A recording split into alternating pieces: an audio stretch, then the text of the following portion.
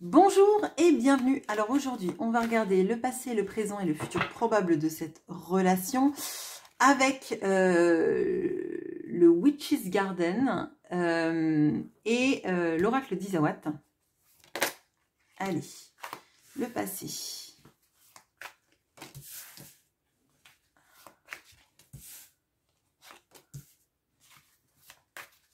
Il faut que je descende. Voilà, je monte un peu ma caméra. Attendez.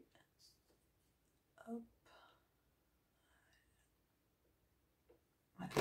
Le présent.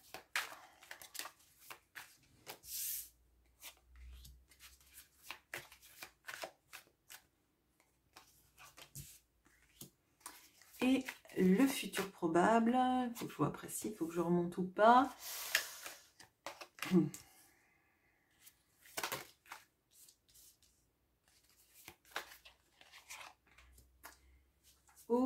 Ok, bon, on va voir ça. Ah, ok. Le passé,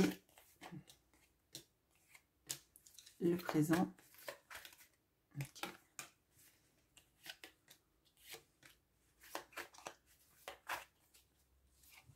Et le futur probable.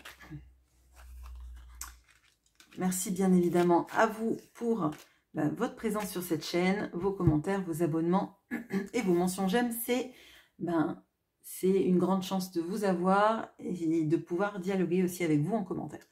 Alors, dans le passé, qu'est-ce qu'on a? Donc j'avais vu déjà, on avait le 4 d'épée, on a la corrida. Ok.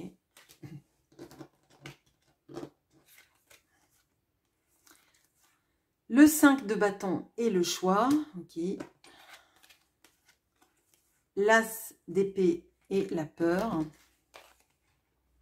Le 7 de bâton et le volcan. Bon, alors, ça n'a pas été de tout repos avec vous dans le passé. Alors, moi, ce qui prédomine chez votre autre, hein, c'est d'abord une peur. Une peur de la relation. Une peur d'avoir à mettre en place des choix dans sa vie. Une peur de souffrir. Là, on sent en fait très clairement que la relation a été vue par le prisme de la peur de l'intensité. D'accord ? Très clairement, la peur de l'intensité, la peur de devoir faire des choix, la peur aussi de certaines vérités que vous avez mis aux yeux de cette personne-là. Et pour moi, ça a été presque une lutte de chaque instant d'imposer votre point de vue. On a quelqu'un qui pouvait, par exemple, avoir des motivations et un discours ou peut-être même une fuite générée par ses peurs. La peur a pris clairement le dessus, la peur d'avoir mal, la peur de devoir faire un choix, la peur aussi de l'intensité, de la passion, etc. Alors, c'est pas une peur de la passion physique, encore que ça peut pour certains être la peur par exemple d'avoir quelque chose de trop intense, on va dire, qui après ne cadre pas avec une vie un peu plus, je dirais, monotone. Bon, on voit que de votre côté, c'est comme si vous étiez senti en concurrence, qu'il y avait toujours quelqu'un envers qui vous étiez comparé ou que vous-même vous vous êtes comparé. Envers qui, pardon, vous vous êtes comparé. On a vraiment cette notion de vouloir guérir la relation, peut-être même une tendance à être un peu une infirmière de cette personne, de la relation. Vous voyez, de clairement voir que cette personne a la peur de l'engagement, elle a peur de la relation, que c'est trop intense, que c'est trop fort, etc. Et vous avez essayé de mettre des mots dessus. Vous avez essayé d'apaiser les choses. Vous avez essayé de peut-être même en la faisant parler, vous voyez, en lui disant, je vois bien qu'il y a quelque chose qui te gêne, dis-moi ce qui va pas, etc. Mais c'est comme si vous étiez toujours en concurrence avec quelqu'un. Alors, peut-être que c'est une notion triangulaire, auquel cas il y a cette notion de choix, mais ça peut être aussi en concurrence avec sa vie, hein, avec sa vie, sa façon de vivre, ses collègues, son travail, ses enfants, ses parents, ses amis aussi, peut-être aussi une mentalité un peu de célibataire, hein, donc on a cette notion-là. En fait, vous n'étiez pas, dans votre point de vue et potentiellement dans celui de cette personne, au top de au sommet de la hiérarchie des priorités. hein, on va dire. Je pense que c'est parce que cette personne s'est mis elle-même dans ses peurs, comme la priorité, c'est que je ne souffre pas. On a très clairement ça. Vous avez une vision très claire de ce qui se passait. Vous l'avez ressenti. Vous avez senti que ça allait partir, sans doute au clash, parce qu'on le voit. Vous y êtes préparé, mais vous avez essayé de tout faire ce qu'il était en votre possible pour... c'est un petit peu comme si l'autre n'avait pas de parachute, vous lui prêtiez le sien pour pas qu'il s'écrase au sol, mais du coup, vous savez que vous allez vous écraser au sol. Vous voyez, on a un peu cette notion-là. Donc là, moi, ce que je ressens, c'est que vous avez tenté presque désespérément de calmer ses peurs, de calmer ses angoisses, de lui dire que non, vous n'êtes pas un danger, non, vous n'allez pas bouleverser sa vie, ou en tout cas que pour du bien, mais qu'il fallait qu'elle vous fasse confiance, cette personne, dans qui vous étiez. Bon, un peu compliqué, parce qu'on sent en fait deux énergies très contradictoires qui se heurtent. Quelqu'un, vous en l'occurrence, qui était plutôt du sens à faire des concessions, à essayer de guérir, à comprendre, analyser, etc.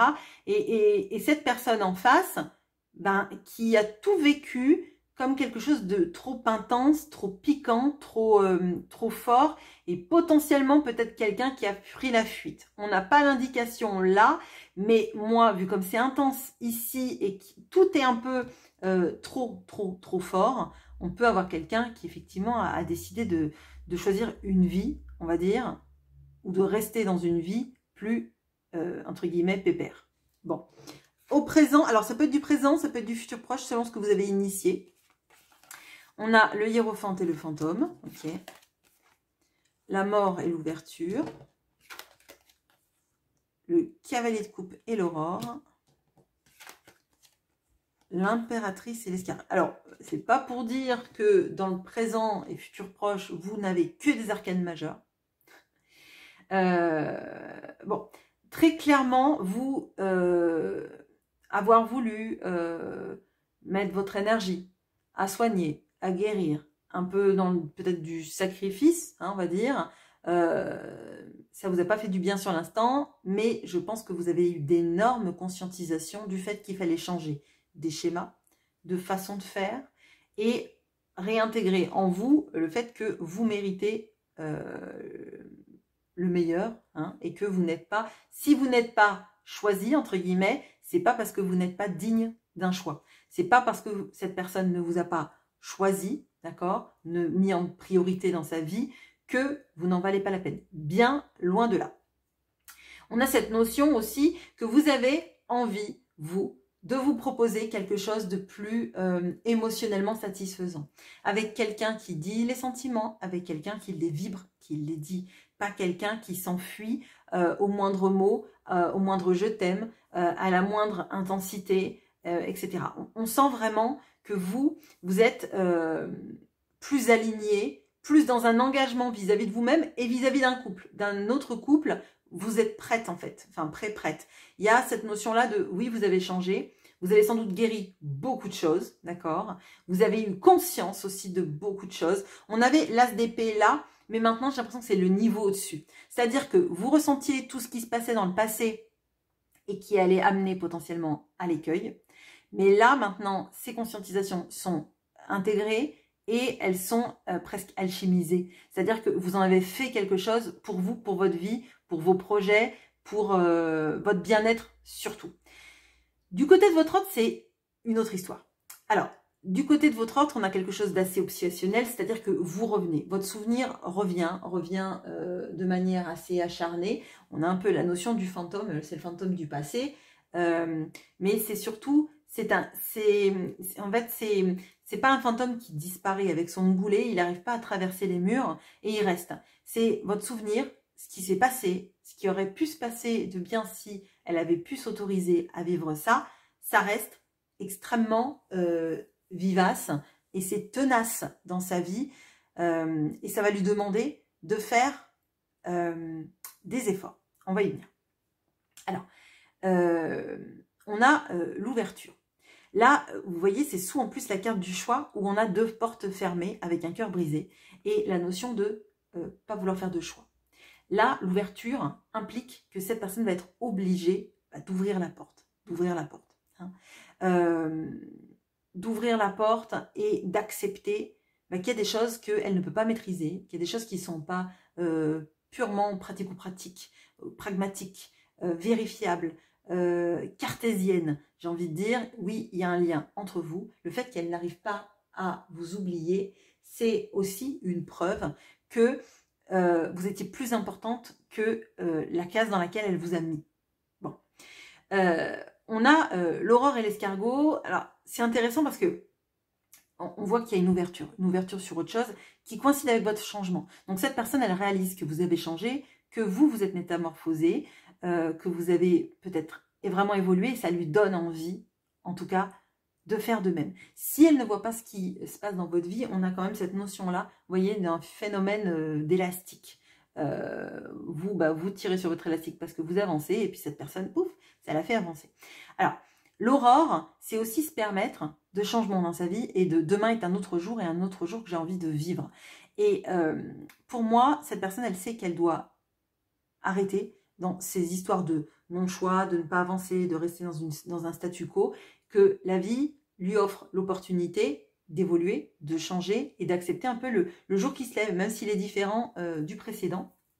Par contre, on a Jojo l'escargot qui est revenu. Donc, pour les personnes qui sont là depuis un moment sur cette chaîne, elles vont me dire « Ah là là, il est revenu, Jojo l'escargot. » Donc, il avance toujours plus lentement que notre cavalier de coupe, qui est quand même le plus lent. Et on a toujours cette notion un peu de protection qui reste malgré tout. Donc, cette personne, elle veut évoluer, d'accord? Et surtout parce qu'elle voit que vous évoluez, que vous changez, que peut-être vous ne revenez plus à la communication, que vous ne demandez plus de ses nouvelles, que vous êtes en fait sereine dans votre vie. Ça ne veut pas dire que cette personne ne vous manque pas, mais on sent que vous êtes moins cristallisé sur elle. On sent que vous avancez aussi pour vous et pour vous promettre le meilleur. Et donc, notre escargot, il a envie d'avancer. Il a envie de renouveau dans sa vie, potentiellement parce que la vie, sans vous, elle a perdu tout son sel, je dirais. Et elle sait qu'il va falloir qu'elle avance lentement, certes, parce que il doit y avoir des reliquats de peur. Pour qu'elle reste avec sa coquille, on a cette notion-là quand même de la protection, de garder encore un peu de soi-même, de ses comportements, de ses schémas et de ses habitudes en soi pour continuer d'avancer. Le futur. On a les amoureux et le cadre, le monde et l'hirondelle, la lune et l'emprise, le cavalier de bâton et le playboy. Ok, bon. Alors, le futur, il est un peu ambivalent. Je dirais, bon, déjà on a encore 3 arcanes majeurs. C'est assez incroyable le nombre d'arcanes majeurs de ce tirage. Bon, on a les amoureux. Les amoureux, ça nous parle aussi de choix. C'est-à-dire que vous, le choix, vous l'avez fait. C'est peut-être cette personne et pas une autre. Mais en tout cas, ce qui est sûr, c'est que vous, le choix, c'est aussi vous-même. D'accord? Avec l'impératrice, quand on est une impératrice, on n'a pas comment dire, à quémander, entre guillemets, l'amour de l'empereur. Alors, l'amour de l'empereur, il lui est dévoué comme son amour à elle lui est destiné et dévoué. Mais ce que vous voulez, en tout cas, c'est que vous ne voulez plus de quelqu'un qui fasse semblant, qui porte des masques, qui soit dans une incohérence entre ce que je dis, ce que je fais, etc. Vous ne voyez pas le danger que vous représentez, hormis le fait que ce soit très intense, visiblement, et le tirage est très intense. On voit que c'est une montagne russe émotionnelle avec quelqu'un qui a eu très peur et qui a vécu les choses vraiment à fleur de peau. D'accord? Vous, c'est dans un second temps, je pense que vous avez bien connu la profondeur de la tristesse que ça a pu vous amener, parce qu'on voit que ça vous a transformé. Hein? Bon. Donc vous êtes choisi en vous souhaitant le meilleur, et vous l'avez aussi potentiellement choisi, mais vous ne vous fermez pas à vivre une expérience, vivre la vie et vivre des expériences. Bon. On a le monde et l'hirondelle, et pour moi en fait vous êtes une sorte de, j'allais dire, de magnifiques fleurs que l'abeille a envie de butiner. Et c'est cette notion-là que je ressens, c'est que plus vous vous épanouissez, plus cette personne est poussée, mais de manière assez irrémédiable, à revenir. Parce que elle voit en fait plus maintenant, enfin elle va voir plus maintenant la beauté, l'attraction qu'elle ressent pour vous. Et ce n'est pas qu'une attraction physique, même si on va en parler, ça l'est aussi. On a cette notion-là de vous êtes là et personne d'autre n'est plus importante que vous. Personne d'autre ne vous arrive à la cheville et personne d'autre ne lui fera ressentir ce qu'il ressent. Et clairement, personne d'autre n'a cet attrait que vous avez pour lui ou pour elle. Bon. On voit qu'il y a quand même des reliquats de peur qui viennent. Donc, on a la notion de l'emprise. Moi, ce que je ressens, c'est que vous développez votre intuition. Vous développez votre part de rêve aussi. Donc, on peut avoir aussi beaucoup de choses qui viennent dans les rêves, notamment tout ce qui est dans les pistes pour le travail, notamment si vous êtes à votre compte, etc. Comme si vous aviez des protocoles, des manières de faire, des idées, des projets qui venaient dans vos rêves. Et ça se développe de plus en plus chez vous. Là où cette personne, elle est encore avec un reliquat de peur, mais elle arrive à identifier qu'en fait, elle est téléguidée par ses peurs. Donc ça, c'est assez intéressant. Parce que j'ai vraiment cette notion-là de on arrive à ressortir un petit peu de l'image de j'ai peur mais je sais pas trop pourquoi, c'est trop intense. Là, elle sait qu'elle est sous influence de ses peurs et qu'il va falloir qu'elle s'en dégage parce que de toute façon, elle a envie de retourner vers vous. Moi, on m'annonce des retrouvailles un peu tout feu, tout flamme. Même le volcan n'a pas le figure par rapport aux retrouvailles que vous avez. Je ne vous fais pas de dessin, je pense que vous avez très bien compris. Mais on sent ça. En fait, on sent des retrouvailles assez explosives, mais pas dans les prises de tête. Hein. Enfin, vous voyez, on a ça. Je pense que c'est ce qui va désamorcer beaucoup de choses. Bon, même si vous voulez les paroles et les mots, on sent que c'est pas de premier abord ce qui va arriver. Mais de toute façon, cette personne, elle peut pas s'empêcher de revenir vers vous. Et je pense que vous allez quand même lui mettre, alors j'allais dire des conditions, mais on a un petit peu de je mérite pas moins que ça. Et toi, si tu t'estimes un peu, ne me propose pas ça. Ne te propose pas ça, ne me propose pas ça. On a cette notion-là et pour moi, ça tire votre relation vers le haut et vers quelque chose de différent. Même si on voit que le charnel est quand même très présent pour les retrouvailles. Voilà, écoutez, je m'arrête sur ça. Je vous retrouve avec grand plaisir en commentaire et je vous souhaite une bonne journée. À bientôt.